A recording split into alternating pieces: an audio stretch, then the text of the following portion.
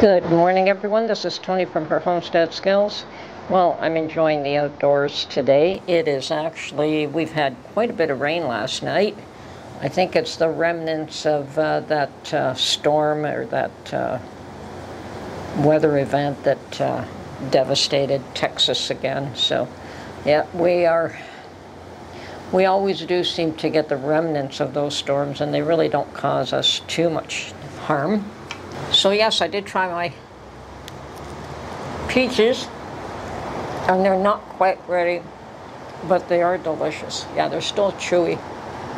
So this reminds me more of the texture you get if you dehydrate them. I'm doing something new these past few days, and that is that I've decided that I want to go out early in the morning and walk. And so I have probably for about 4 or 5 days now, I have got up, made coffee, had my coffee, and then immediately got dressed, and even before I showered or anything, just went out for a morning walk.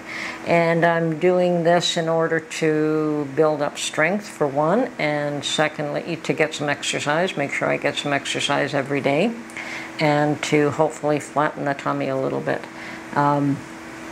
You don't get a lot of exercise from just getting into your car and going someplace and not doing anything physical.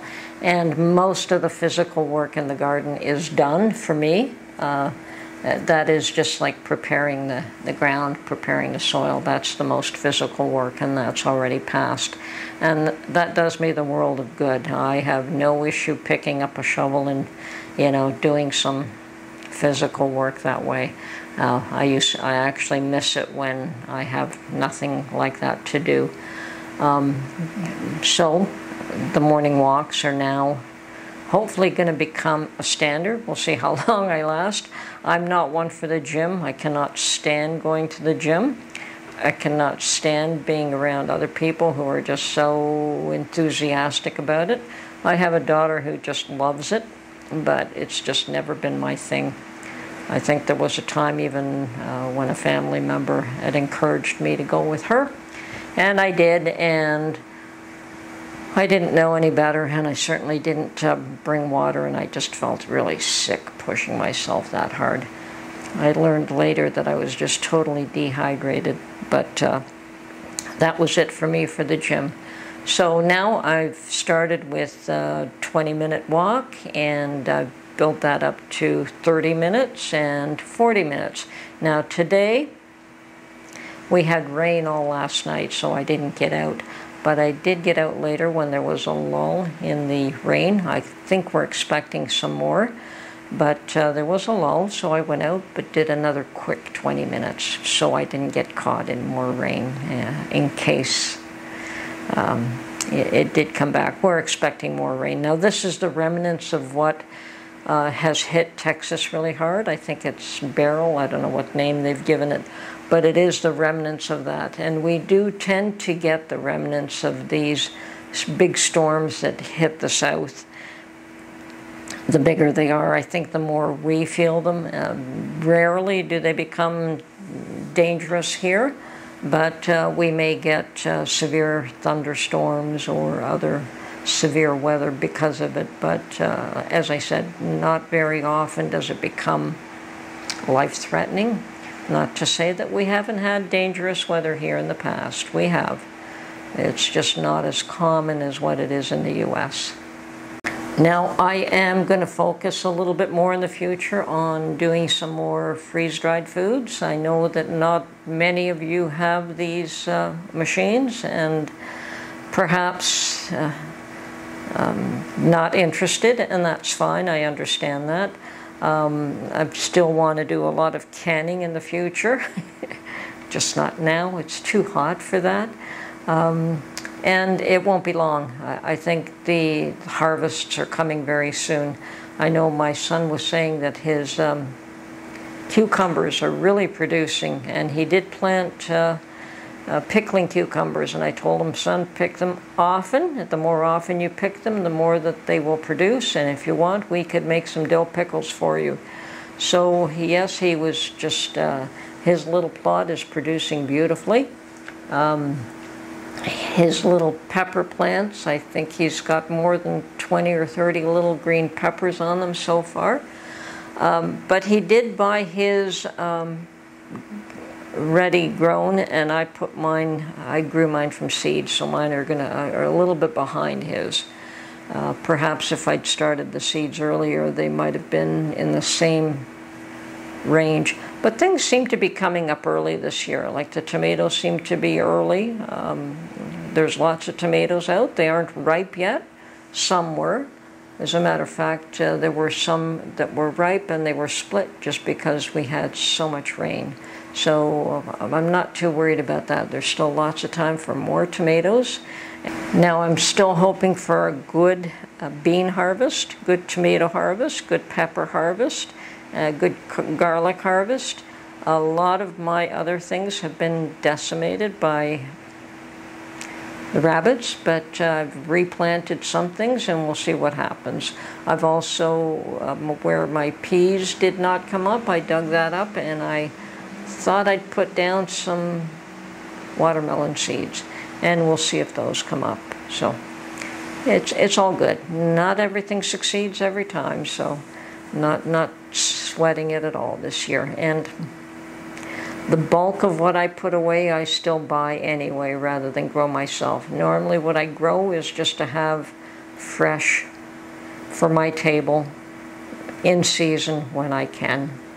I don't have a farm and I don't have a plot that's big enough that I can grow all the vegetables and fruits that I would consume. So, well, there's been a lot of interesting things going on in politics these days, and I don't think that the drama is going to end anytime soon.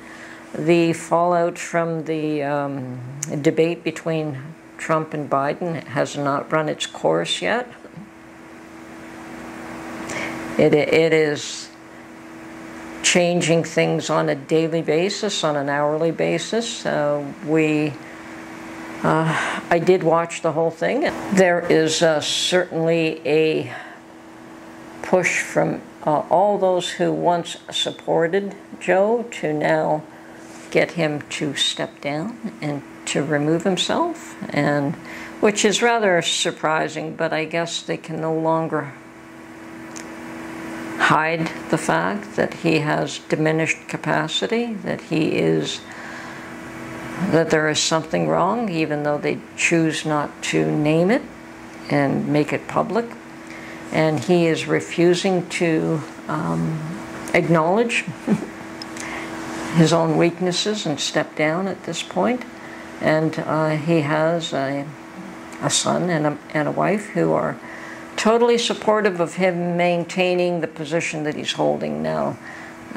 Yes, there are those that perhaps feel that that is selfish, that he's only thinking about himself, and he may very well be thinking about himself and his own family, and that's the end of it, and to hell with everyone else. But on the other hand, I think that there were those that propped him up for their own benefit, and now the chickens have come home to roost. I think they knew right from day one that he was not capable, and he probably should never have tried to run a second term. But it is what it is, and that's where we are now, and that is his issue, and he'll deal with it as best he can. We in Canada have our own problems, but I'll always say that what goes on in the U.S. affects us very much here. There are those that think I shouldn't concern myself with what goes on in the U.S. It's not my country. Well, it isn't. Canada's my country right now. This is where I live. But that doesn't mean that everything that happens in the U.S. doesn't affect us here. It most certainly does.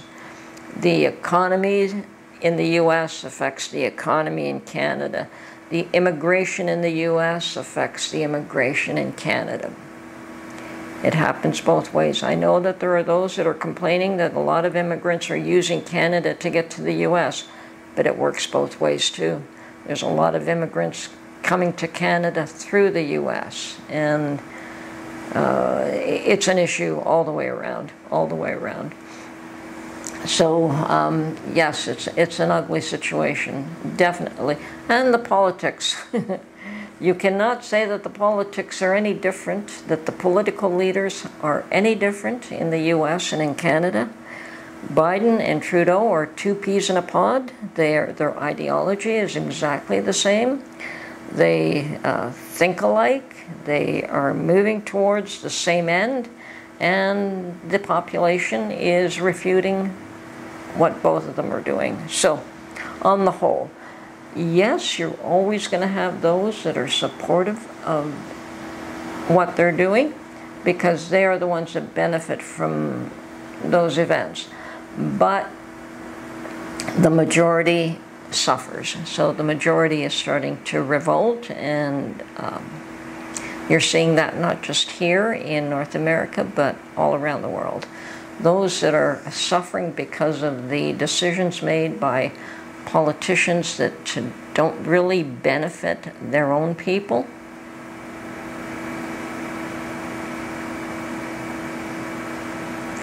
Are noticing that the population is objecting and getting louder. And so do I keep an eye on what's going on in the US? You bet I do. I keep an eye on what's going on anywhere that's going to affect me. When they say that there is going to be a rice shortage in India and that's going to affect us here, I pay attention. When they said that there was going to be a wheat shortage because of what was going on in Ukraine, I paid attention and made sure that I got plenty of flour in-house before that became an issue here. I've also learned to, and I do have put away for long term, I have whole wheat grains, and I do have a unit to be able to grind that wheat. It's not an easy thing, it's manual, but it does the job. It'll grind the wheat. I could make bread with it. I have stashed away rice and I have stashed away beans. And no, Mark and I are not big eaters of beans. We've always eaten rice and we've always eaten pasta and potatoes, but beans have never been a staple in this house. We do have the odd meals where we have beans, like Mark loves his cottage roll and beans, the white beans in a cottage roll meal, or we'll eat chili, which has beans in it. We'll have a meat and bean chili, or we'll have 3 bean salads. But other than that, we're not really big on eating beans. But if it came down to it, eating beans is better than not eating at all. So I do have my long-term stash of wheat, of oatmeal, of rice, and of beans. And things like sugar and salt. Oh yes, I probably have salt enough to last me, Lord knows. Yeah, there are things that I have put away for long term. Mostly I believe in keeping things for anywhere from up to about 18 months. Normally I prep for a 12 to 18 month period, so I like to prep in the fall for the coming year. So whatever, harvests there are, prep for the coming year. There's always things that I like to buy fresh, but now that I have a freeze dryer, I can freeze dry milk and eggs especially, which is something that I think is pretty awesome, so that I do use those products fresh. I'll admit that I go through a lot of eggs lately, and I buy them fresh and I use them fresh, and milk is much the same. But if push came to shove, as long as I have some freeze-dried milk and eggs in my pantry, I know that it'll last for a certain length of time. Now I know the eggs will last a long time if they're packaged properly. The milk, I don't think it'll last the full 25 years, but probably we don't need it to. So if it lasts a year, I'm happy. So just to make sure that I have some on the shelf in the pantry. And it's important to rotate, rotate, rotate. Keep an eye on what you need, what you have. I always make lots of tomato, and I always make lots of chicken stock these days. So when tomatoes are in season, I do a couple of bushels. But this year we're not eating that much pasta. So I probably had about 2.5 years worth of tomatoes canned, which is fine. They'll all get used up. I don't have to make as many this year around. So I can use those jars for something else. And last year my cucumbers did awesome, so I just kept making more and more jars of bread and butter pickles, and I still have quite a few of them. I also made a lot of salsa last year, and I still have some of that. So yes, it's all good. We're doing good, and we'll continue to make those things as the season progresses. I'll check and see what I need more of and what I don't, and we'll keep the pantry going. I'm enjoying the fruit that I am freeze drying right now. The strawberries are put away, and I think peach season will be coming up. The peaches that I did get were not the juiciest and the best quality, but they were also priced right.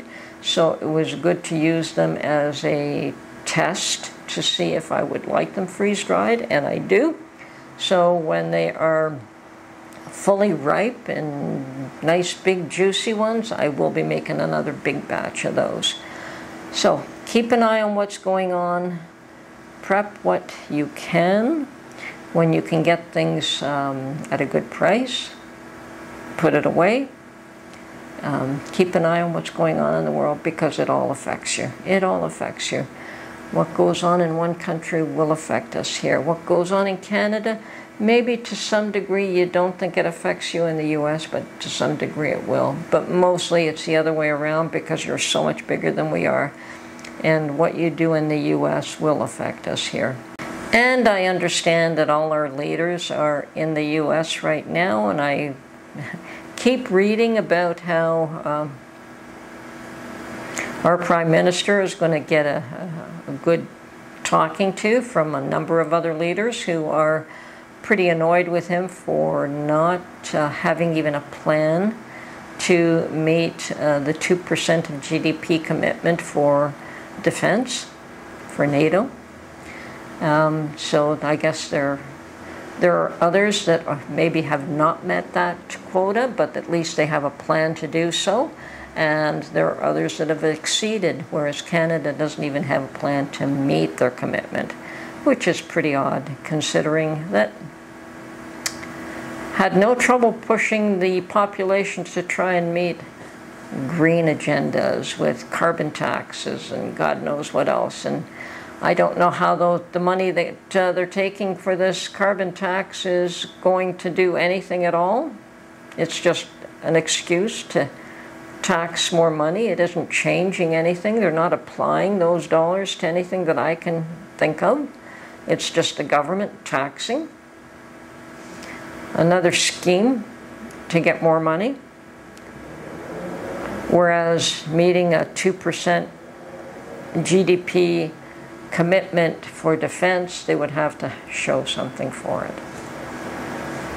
Those dollars would have to be spent someplace.